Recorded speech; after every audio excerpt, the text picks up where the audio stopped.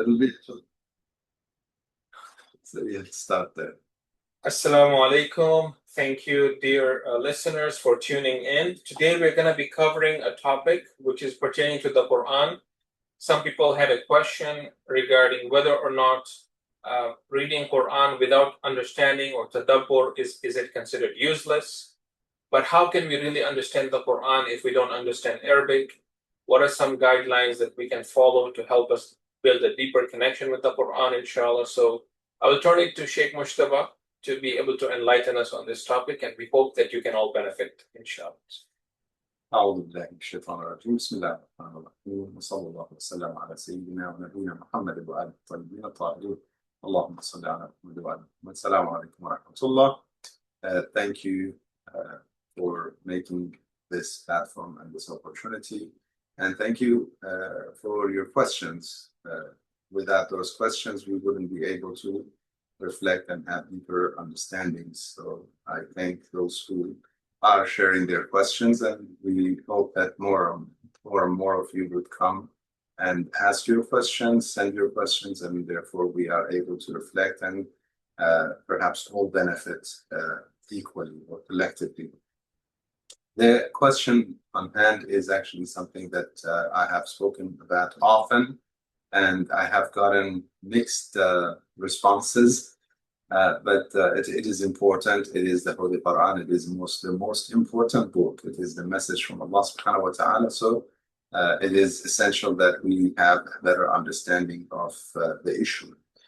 On the one hand, we have a hadith that describe the ones who recite the Holy Quran or learn and teach the Quran to be the best people. We have the hadith that says, خَيْرُكُمْ مَنْ تَعَلَّمَ الْقُرْآنَ وَعَلَّمَهُ. We have another hadith that says on the day of judgment, the paradise is like the number of the ayat of the Holy Quran. It has the statuses there equal or similar to the ayat of the Holy Quran. And it is said that to the person who recites the Quran, recite and rise.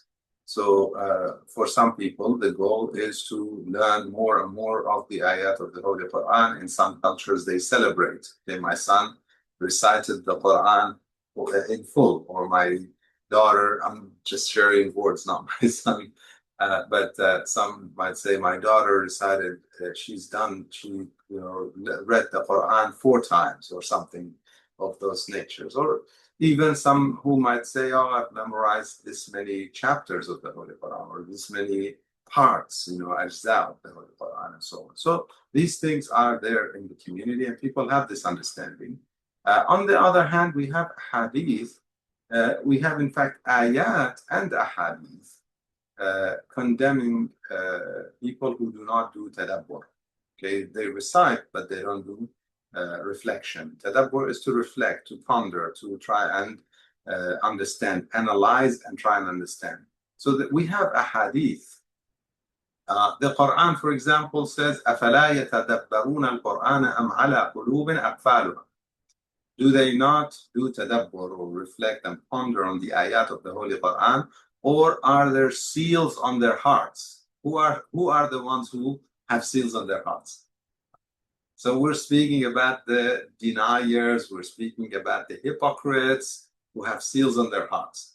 On the contrary, people who reflect on the Holy Quran, on the ayat. أَفَلَا يَتَدَبَّرُونَ الْقُرْآنَ. So it is scary actually to look at it from that angle. We have a hadith from Imam Ali alayhi salam. He says, La khayra. There is no good in recitation without reflection, without tadabbur, without tafakkur, ibadah. He says, worship without pondering and thinking is not good. Reciting without reflecting and understanding, not good. We have an even stronger hadith, and I want to basically get to a balance through both arguments, and then come to where do we draw the line and what's the balance. Inshallah, to the best of our ability, we can establish that.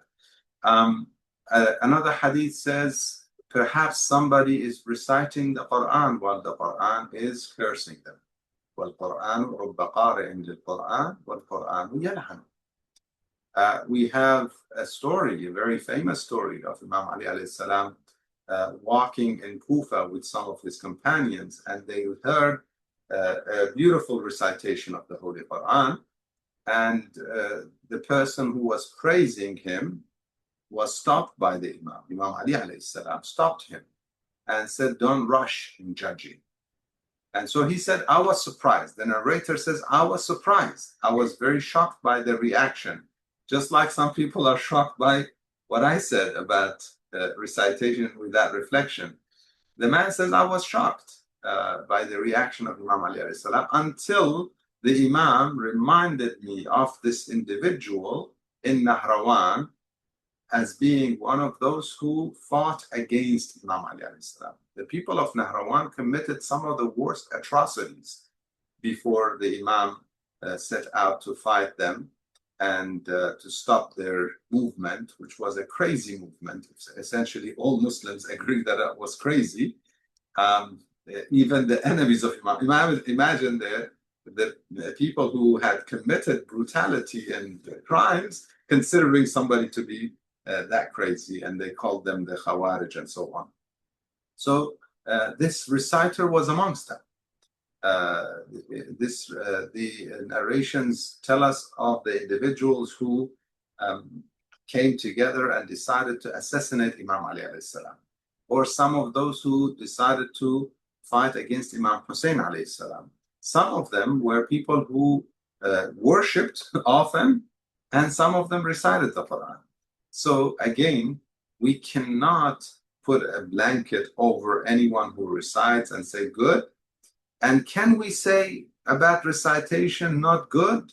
Well, Imam Ali alayhi salam said not good. So let's analyze this and come to some sort of a conclusion. First of all, the ahadith that say خيركم من تعلم القرآن, the best ones are the ones who learn the Quran. It's not saying surface learning. Okay, learning with understanding, obviously. Okay, the one who recites the Quran on the Day of Judgment, not just of their, in terms of memory, not memorized in terms of their physical memory. No, their heart memorized the Quran. They live by the Quran. Therefore, it is said to them, "Iqra warqa." Okay, so recite and rise, because he lived by the Quran. The ayat that he implemented, not the ayat he just verbally uttered. Okay, it is not about that. Now then, what's the question that might arise? And people say to me, well, what about those who are teaching, children how to read the Quran? Okay, we're trying to teach them how to read. I would say that as a platform or a step towards understanding, obviously it's good. Okay, those who are teaching our children to read Quran, therefore eventually they can read and understand the Quran. That's obviously beautiful. Not suggesting that that's not good. No. As a step towards learning, so that we, towards learning the meanings, we need to learn the language itself. So that's obviously beautiful. But to say that by itself, that's all they need to do, just read it, that's a problem. And that's a culture that perhaps we need to change. In many of our Islamic schools, the culture is just reading, and that is a problem. If we focus more, or besides reading, focus on the meanings, and in my humble opinion, it should be more than reading. Okay. For example, when we're teaching our children to read Surah Al-Hamd, before I teach them to read it as in Ba, Sa, Mim, Bismillah, before I do this work, I tell them, Ism is the name. Allah is the God. Ar-Rahman is so, all the meanings, okay? So I'm teaching them word by word what it means, every one of these words. Because, believe it or not, they repeat themselves in the Quran. And so if they learn, even if they don't know the language, okay, even if that's not their mother tongue, if they learn the meanings of the words that they're often reciting, day in, day out, they're reciting, it helps them understand other words. So a teacher's, in my humble opinion, a teacher's job is, besides teaching how to read, teach the meanings. Okay? And that actually helps them appreciate the Quran, not think that our ancestors, this is something that I have to warn, not to think our ancestors are backward, not to think that they believe, but I don't, I'm a Muslim by birth. This is very common thing nowadays, okay? From the ex-Muslim to Muslim by birth, living their lives in different ways. When I was a kid, I learned how to read and whatever, but one of the issues that brought them here is not reflecting. They learned the word by word meaning, but they didn't realize what's the point.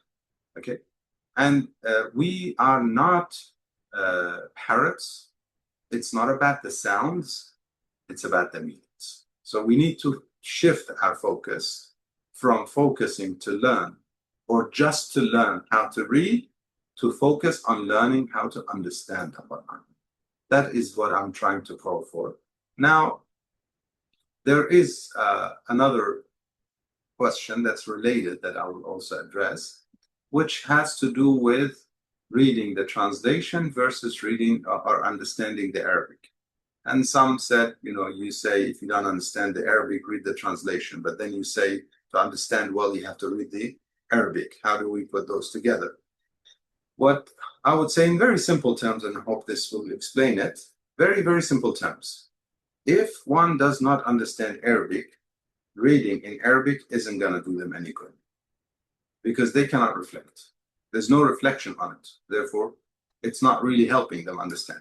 So we become like parents, which is not what it's meant to be. Even I tell people dua kumain or any supplication, okay, even taqiba. After praise, we want to recite taqib. If one doesn't understand what they're saying, they're not calling God. Okay? They're just making some sounds. It's like a song that you don't, some song of a language that I don't understand. No, that's not how it's supposed to be. If I don't understand the Arabic, read the English. Okay?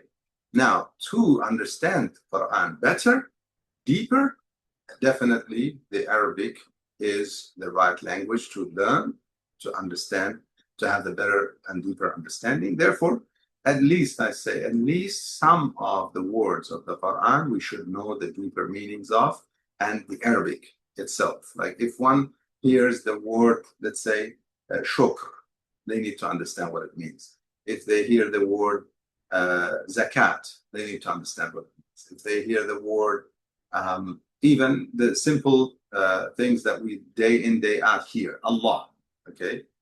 Dissect it, understand it. So this, I think, is the combination between the two. I hope I answered the questions. If there are any further, perhaps, clarifications or questions, we can address them. But do please share your comments, questions, and perhaps we can clarify better in future sessions, inshallah. Thank you. Thank you.